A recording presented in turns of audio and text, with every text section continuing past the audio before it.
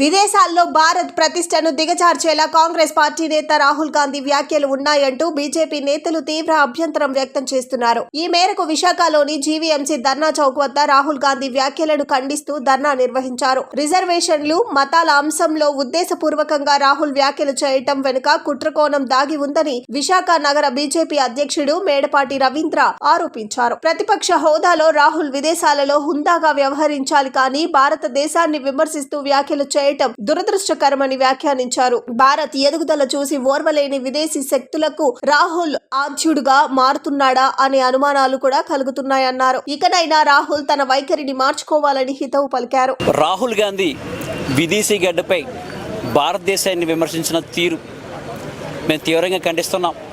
Reservation system గురించి, అలాగే మతాల గురించి, పంజాబ్లో వేర్పాటు వాదం గురించి అనేక స్టేట్మెంట్స్ వారు ఇవ్వడం జరిగింది. ఇది చాలా దురదృష్టం.